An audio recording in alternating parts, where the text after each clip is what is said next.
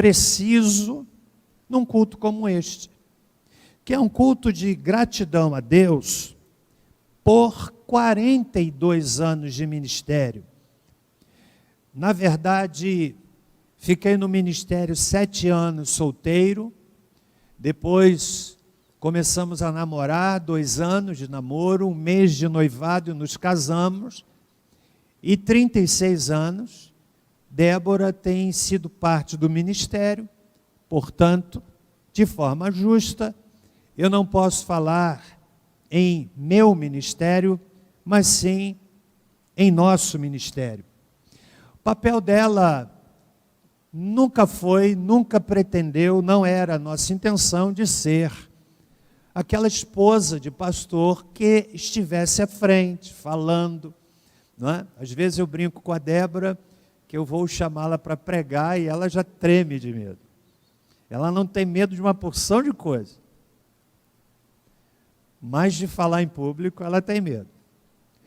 Mas nós combinamos isso, o papel que ela desenvolveu no ministério e tem desenvolvido de maneira extraordinária, é ser a ajudadora, mulher firme, transparente, corajosa, de uma generosidade encantadora e, além disso tudo, muito linda. Então, meus irmãos, eu quero falar nessa hora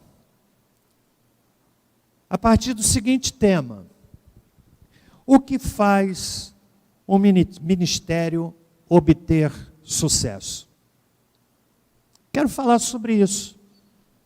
Quero lhe convidar a abrir a sua Bíblia no texto de 2 Coríntios, capítulo 5, eu espero não me alongar na minha fala, mas eu quero, a partir desse texto e no texto, extrair alguns elementos que garantem, não é que trazem a possibilidade, mas trazem uma garantia de ministério de sucesso. É evidente que quando a gente fala em sucesso, nós não estamos pensando no sucesso na perspectiva do mundo. Quando eu falo ministério de sucesso, eu estou me referindo àquele ministério que tem a digital de Deus, que tem a mão de Deus, que tem a aprovação de Deus. Então é sobre isto que eu quero, nesta noite, compartilhar com as minhas queridas ovelhas, irmãos que estão aqui, pessoas que nos assistem pela internet, pessoas de outras igrejas que estão aqui nos visitando, as quais nós agradecemos. Então eu quero ter muito a sua atenção para eu conversar com a igreja nessa noite, nesse tema: o que faz um ministério obter sucesso. 2 Coríntios capítulo 5, eu interrompo o texto e o leio a partir do verso 20. Quando Paulo diz: de sorte que somos embaixadores da parte de Cristo, como se Deus por nós rogasse.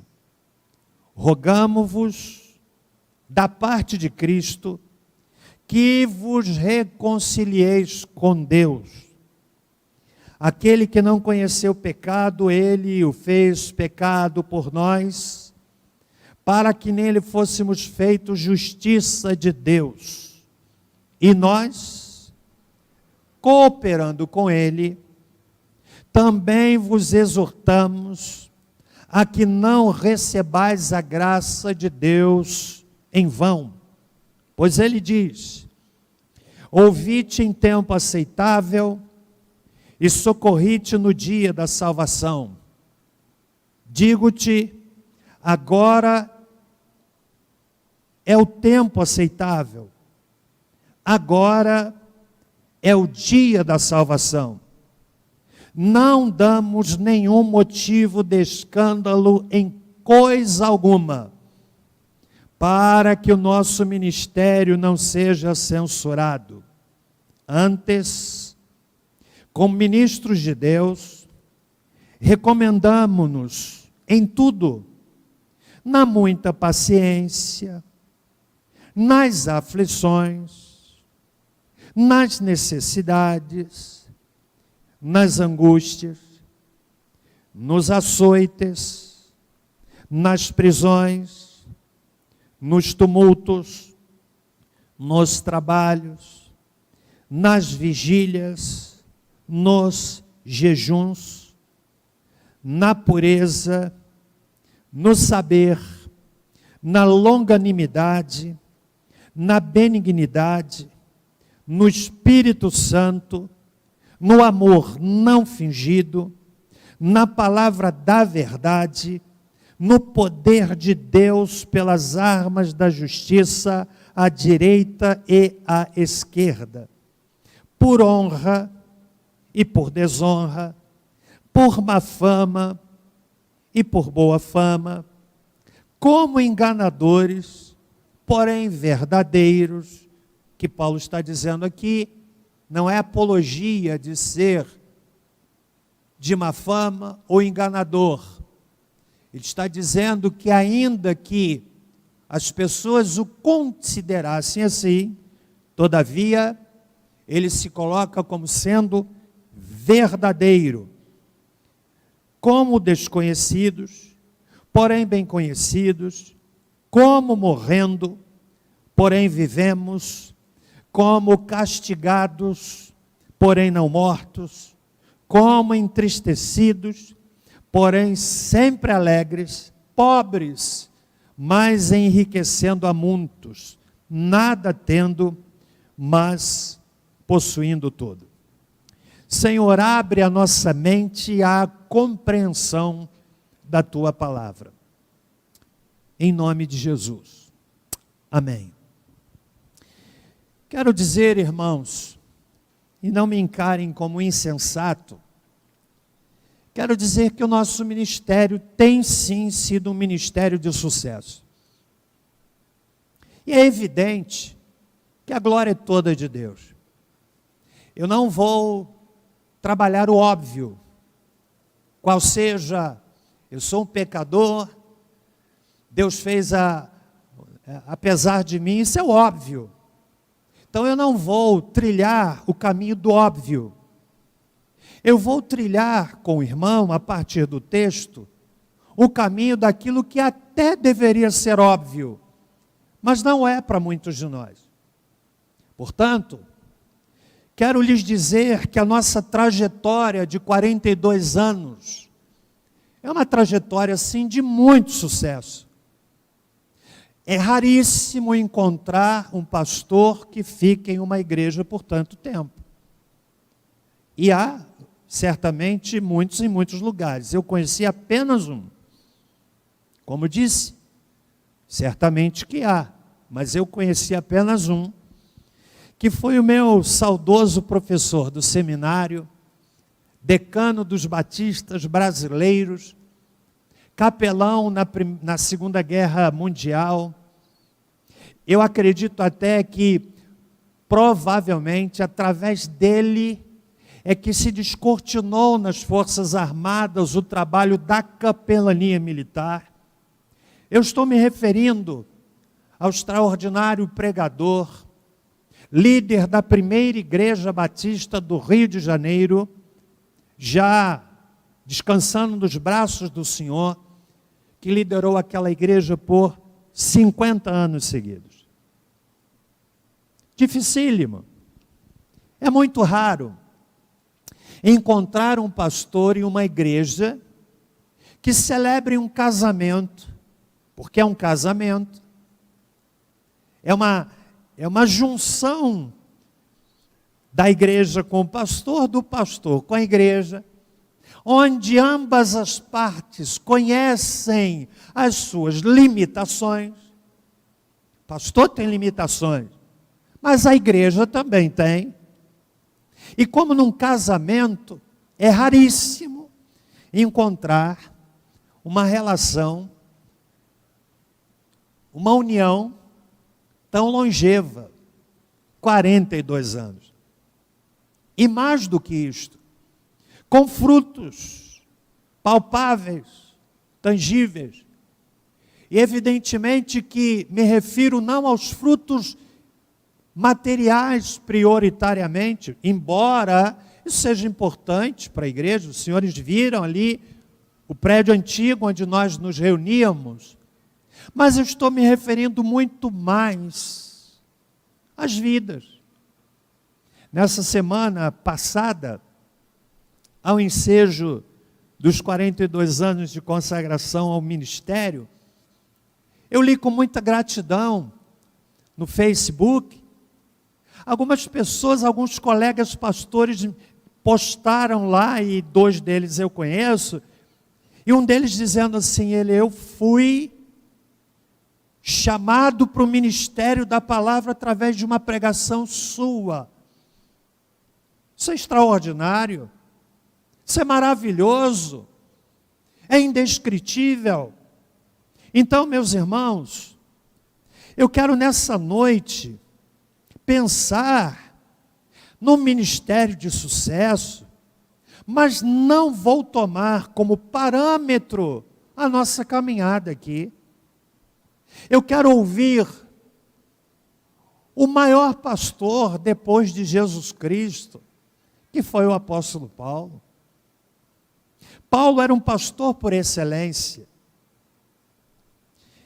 Eu me lembro, quando eu estava no seminário, lá nas minhas aulas de eclesiologia, pastor Elcio Lessa, pastor da Igreja Batista de Itacuruçá, era o professor de homilética, de eclesiologia. E quando eu ouvia os conceitos de eclesiologia do meu professor, como seminarista imaturo, eu pensava assim, meu pastor devia de estar aqui, que eu faria diferente. Eu ouvia os conceitos que vinham dos livros, sem ter qualquer experiência de estrada ministerial. Eu olhava para o meu pastor, de saudosa memória, e dizia assim, eu não faria como o meu pastor fez. Até que um dia, eu vim para a estrada da prática e aprendi algumas coisas. Eu aprendi que há diferença entre a eclesiologia da cátedra e a eclesiologia da prática. Eu aprendi que há a eclesiologia do banco do seminário e há a eclesiologia do banco da igreja. Eu aprendi, meus irmãos, que a eclesiologia do seminário, que tem o seu valor, sem a menor sombra de dúvida, mas nada substitui a eclesiologia que é desenvolvida quando nós arregaçamos as mangas e entramos no meio do povo e caminhamos com o povo. E muitas vezes aprendemos ali conceitos que o seminário não ensina, mas a igreja ensina. Há muito tempo, nessa introdução, eu decidi fazer a opção de dedicação plena para construir uma igreja forte, entendendo que é a melhor forma de contribuir não só para o reino de Deus, mas para a minha denominação. Alguns colegas pastores me abordam quando eventualmente vou a uma convenção e perguntam, pastor Celso, por que você não vai a uma convenção?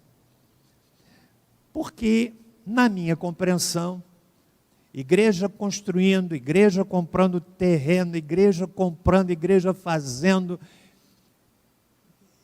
eu preferia, ainda que não houvesse nenhum tipo de resistência da igreja, poupar para que a igreja pudesse, de tal forma, se estabelecer, uma compreensão minha, Pode ser até equivocado, mas era a minha compreensão. E eu quero dizer, irmãos, que descobrir os elementos de ministério de sucesso no relato de Paulo é algo extremamente edificador. Eu quero compartilhar, não vou trabalhar toda essa lista aqui de coisas que ele diz. Mas eu quero destacar pelo menos 7 princípios, marcas, elementos, valores, que brotam dos lábios do apóstolo Paulo e que nos dão a segurança da construção de um ministério de sucesso. Veja bem, ministério de sucesso não quer dizer que vai ter o aplauso das pessoas. Não. Há que se decidir entre ter o aplauso dos homens e ter o aplauso de Deus. Então, nem sempre o aplauso dos homens representa sucesso ministerial. Paulo, portanto, depois de Jesus, foi o maior pastor de todos os tempos. Os estudiosos sugerem que Paulo se converteu no dia 25 de janeiro, entre os anos de 33 a 36 depois de Cristo. Aquela experiência de Atos capítulo 9, que o irmão certamente conhece, ele perseguidor, literalmente cai do cavalo, fica cego, 3 dias, e ali nasce, nesse ambiente, nesse cenário de oração, nasce o extraordinário pregador e pastor, apóstolo Paulo. E aqui, ele está escrevendo para uma das igrejas mais problemáticas do Novo Testamento, que era a igreja de Corinto. E nós podemos extrair desse texto, como disse, pelo menos 7 marcas que garantem um ministério de sucesso. E ministério de sucesso não apenas ministério pastoral. Tem a ver com o ministério da célula, tem a ver com o ministério de celebração, tem a ver com o ministério da música, tem a ver com o ministério de som, tem a ver com o ministério de multimídia, tem a ver com o ministério de ação social, tem a ver com o ministério de estudos, tem a ver com o ministério de introdução. Ou seja, o que Paulo destaca se constitui em princípios aplicáveis para quem deseja ter um ministério de sucesso. Estão comigo até aqui? Amém, irmãos? Primeiro lugar, ministério de sucesso é bíblico. Não é que ele pode, ele precisa ser bíblico. Onde é que nós compreendemos isto?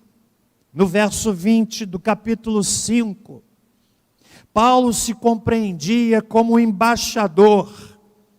E ele destaca por 2 vezes, da parte de Cristo, como se Deus por nós rogasse, rogamo-vos da parte de Cristo. Significa dizer que a compreensão de embaixador é aquela que nós devemos ter de um embaixador no nosso país. Qual é o papel do embaixador? Embaixador é aquele que fala em nome do seu país. Ele não tem voz própria. Ele não tem a opinião dele. A opinião do embaixador brasileiro em qualquer parte do planeta precisa ser uma opinião afinada com o governo da sua nação, porque ele é embaixador. O embaixador é um representante da sua nação em outra nação, falando da parte de Deus. Agora preste bem atenção. Falar da parte de Deus significa que o ministério de sucesso precisa começar com a centralidade na palavra de Deus. Eu digo isso com muita força, e já tenho dito desta tribuna, porque creio com o Dr. John MacArthur, no que ele diz em muitos dos seus escritos, que a maior ameaça à igreja contemporânea é a perda da convicção na suficiência da Bíblia. E quando se perde a convicção na suficiência da palavra de Deus, tudo se torna relativo, pecado se torna relativo, verdade se torna relativa. E quando o ministro se deixa impregnar pelo vento sutil, pelo hálito infernal, da perda da convicção de que este livro é a palavra de Deus, como Paulo disse, escrevendo a Timóteo, toda a escritura é divinamente inspirada por Deus.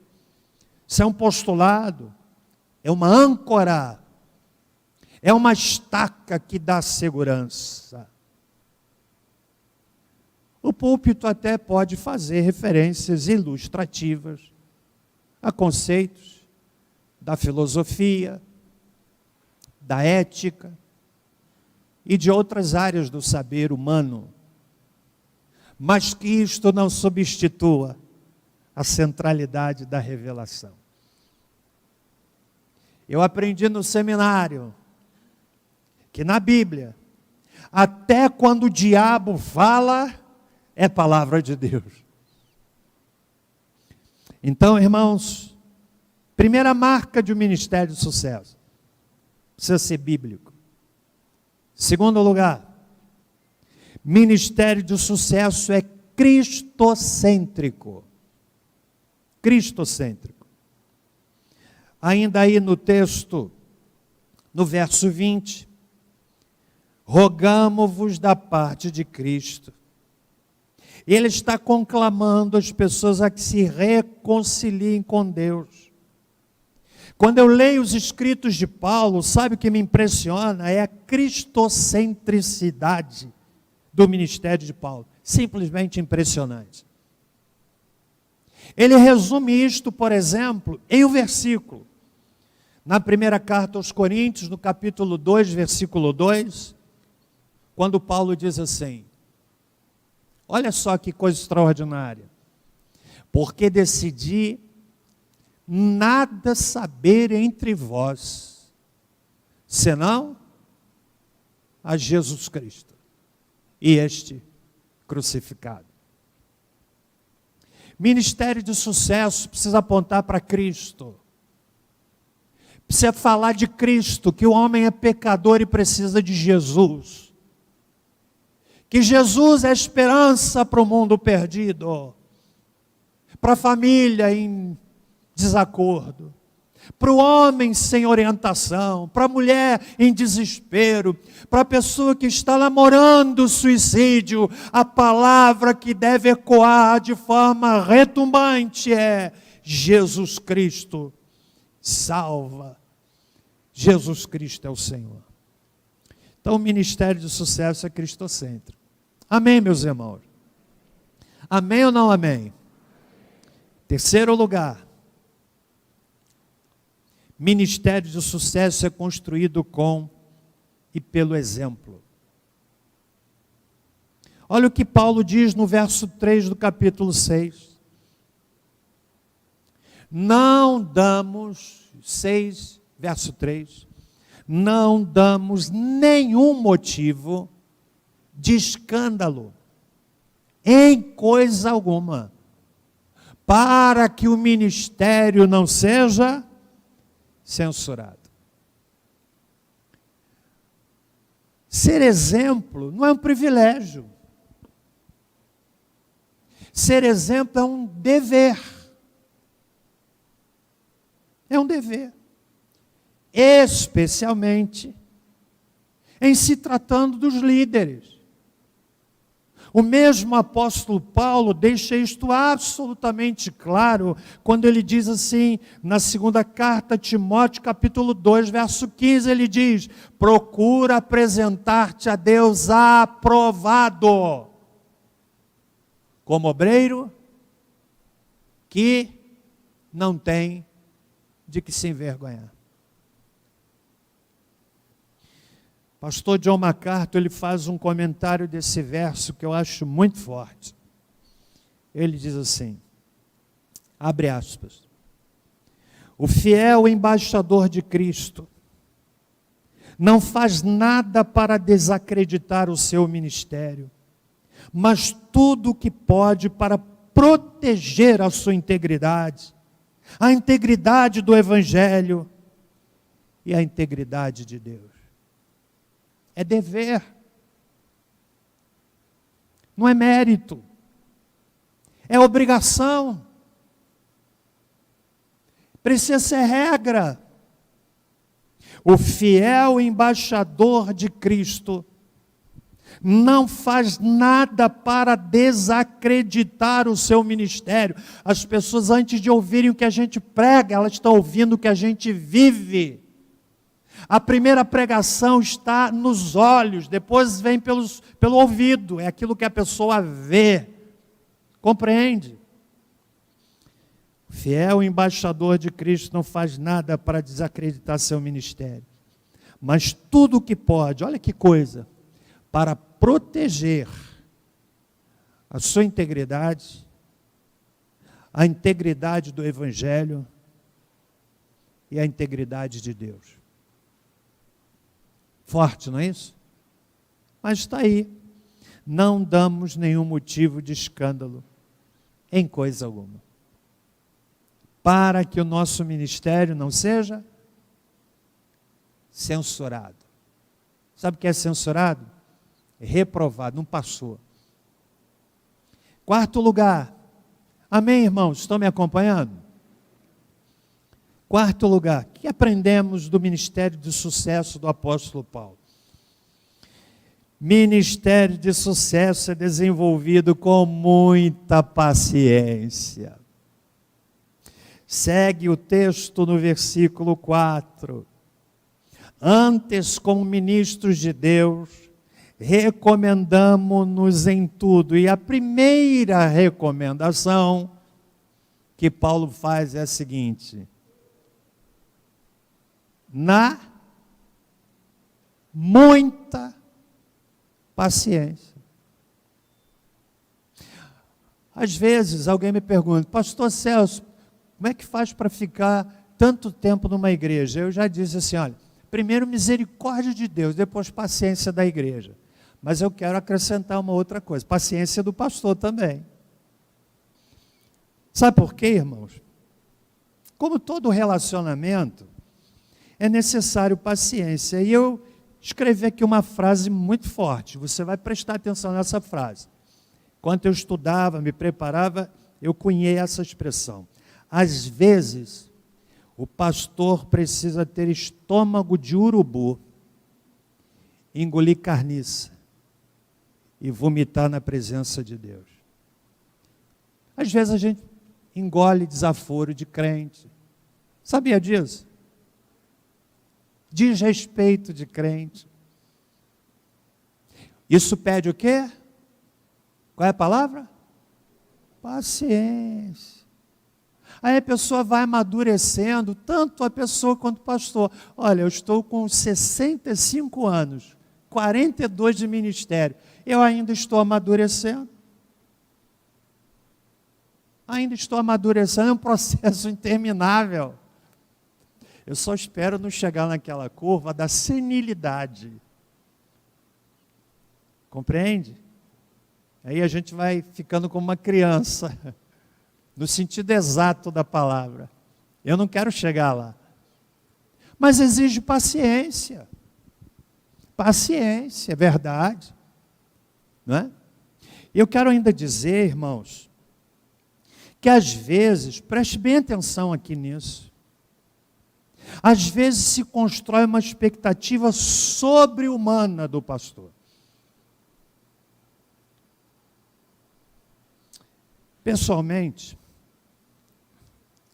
na minha escala de prioridades, embora eu ache interessante ir a um aniversário, visitar uma família que ganhou um bebê e outras celebrações festivas, mas eu entendo priorizar na agenda ir a um hospital, estar ao redor do leito de uma pessoa sofrendo, orar com ela, visitar alguém que está vivendo um conflito no seu casamento, visitar alguém que está chorando a perda de um ente querido, visitar alguém que está, na verdade, passando por uma grande tribulação na sua vida profissional. Mas às vezes, nós construímos uma expectativa sobre-humana. Espera-se do pastor o que ele humanamente é impossível de corresponder. Estão entendendo? E o pior é que às vezes a gente alimenta isso, construindo a síndrome do super-homem. Não, irmãos. Ministério de sucesso fundamenta-se em paciência, muita paciência. Caminhando para o fim, faltam mais 3 itens. Amém, igreja? Estão me acompanhando? Quem é que está acompanhando aqui? Muito bem. Como eu disse, esse tipo de pregação eu só vou pregar no ano que vem, se Deus me permitir completar 43. Né? Que Deus me guarde a Débora. Então, eu estou pensando até em avançar minha pregação até umas 11 horas. Pelo menos a gente chega em casa e não encontra o barulho que a gente tem tido lá. Loucura. Loucura. Mas esse é outro assunto. Quinto lugar, ministério de sucesso é resiliente. Sabe o que é resiliente? Essa é uma expressão que é formada para a física, ela não é para a psicologia. A psicologia pegou essa expressão e a utiliza hoje, falando em resiliência, mas ela inicialmente é uma expressão própria da física, que tem a ver com os materiais, e aqui há pessoas certamente abundantemente mais capazes do que eu de explicar isso. Mas o que é ser resiliente? É a capacidade que cada ser humano tem de se adaptar e crescer após situações de crise ou adversidades. Olha o que Paulo diz aqui, a lista de situações que exigem resiliência. Diz ele, depois de falar da muita paciência, ele diz, nas aflições, nas necessidades, nas angústias, nos açoites, nas prisões, nos tumultos. Igual resiliência. Capacidade de enfrentar e de crescer em meio a situações críticas. Sexto e penúltimo lugar. O que é que faz o ministério de sucesso? Ministério de sucesso é fruto de muito, mas muito trabalho. Paulo diz aí, no verso 5, depois de falar de angústias, ele fala também tumultos, ele fala, e nos trabalhos. Meus irmãos, tudo que se propõe grande dá trabalho. aqueles amados que chegaram, encontraram tudo pronto. Não foi sempre assim não, irmão. Muito trabalho. Mas pensa em trabalho, mas muito trabalho. Eu penso, por exemplo, nas mulheres cozinheiras desta igreja, que já descansam no Senhor. Irmã Maria Joana, irmã Elza, Pinheiro e outros nomes que eu não me recordo agora. Irmã Júlia, que na época da exposição, naqueles tempos em que a exposição permitia que nós lá fôssemos como família, e essas irmãs vinham trabalhar lá na exposição, montávamos uma barraca semelhante àquela que os irmãos viram aqui, lá na exposição, e elas ficavam cozinhando a noite toda, a gente vendia janta, vendia almoço, e era aquele dinheiro que servia para pagar o processo de fundação dessa igreja. Muito trabalho. Muito trabalho. Mas pensa em trabalho e multiplica isso, potencializa-se, muito trabalho. Ministério de sucesso jamais será resultado da preguiça, da acomodação, como tudo na vida. Há o líder que é tão motivado que às vezes a gente precisa frear um pouquinho.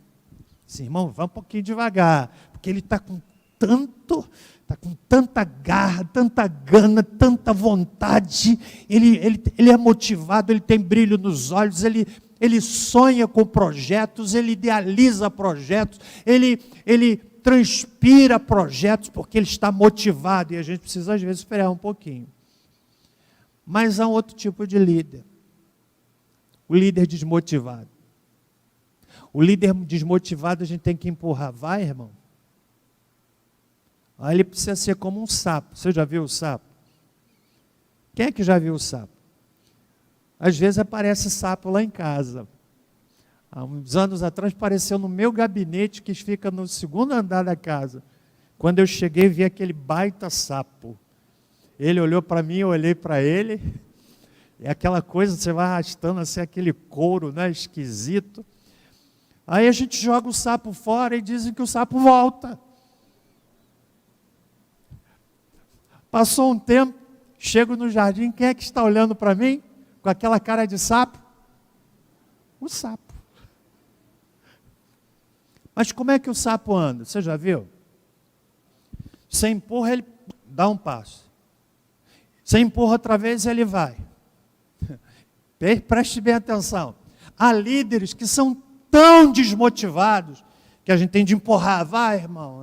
Vai, irmão. Mas tem aquele que ele está puxando, ele está na frente do processo, ele está sonhando com a célula, ele quer ganhar gente para Jesus, ele quer fazer diferença, e às vezes a gente precisa dizer, irmão, vá um pouquinho mais devagar. Mas o que Paulo está dizendo é que ministério de sucesso é fruto de trabalho. Não é diferente. E muito trabalho. E muito trabalho. Você que tem conquistado coisas na sua vida, se você não ganhou uma herança, eu não vou nem falar ganhou na loteria, porque a gente não participa de jogo de azar. E não vem com esse argumento, vou ganhar de um dízimo para a igreja. Né? Se você não tem herança, o que você conquistou hoje é fruto de quê? Às vezes, quando todo mundo está dormindo, você está se levantando para trabalhar. Quando alguém está passeando, você está ralando. Aí chega o momento, tem aquele que prefere passear a ralar, tem aquele que prefere ralar a passear. Precisa ser feito com equilíbrio, se ralar a vida toda, irmão. Mas o indivíduo, não é? Ele só quer, que tem fases da vida, a fase da juventude é para você ralar, conquistar, lá na vida mais adiantada você desfrutar. Mas se você quer passear quando devia trabalhar, você vai ter de trabalhar quando gostaria de passear. só que não tem mais vigor físico. Muito trabalho. Muito trabalho. Eu chego a dizer, irmãos, eu vou passar uns 10 minutinhos, amém, meus irmãos? Que eu só vou pregar agora ano que vem, se Deus permitir, esse sermão ou outro, amém? Amém ou não? Eu costumo dizer que o líder não precisa ser um bom pregador. Embora ele deva se esforçar para pregar bem. Mas ele precisa ser uma pessoa motivada. Precisa ser. Os liderados olharem assim, gente, eu vou porque ele me puxa. O jeito, a paixão dele me envolve. É assim que acontece. E em último lugar, ouvindo o apóstolo Paulo, ministério de sucesso. Esse é o ponto mais importante. É gerado na presença de Deus. No verso 5, Paulo acrescenta ainda dizendo, nas vigílias e nos jejuns. A oração é a arma mais poderosa do pregador. É no deserto da oração que o pastor se encontra com Deus. Ele faz jorrar água fresca na terra seca. É na presença de Deus que experimentamos o poder do céu. É na presença de Deus onde encontramos forças para seguir, quando a nossa natureza diz para parar. É na presença de Deus que o fogo queima o coração do pregador e do púlpito incendeia o coração da igreja. É na presença de Deus que vem o amor não fingido. É na presença de Deus que vem a coragem para falar o que as pessoas não querem ouvir. Isso garante o ministério de sucesso. Aprendo com o apóstolo Paulo e peço a Deus que nos ajude, especialmente a Débora e a mim, a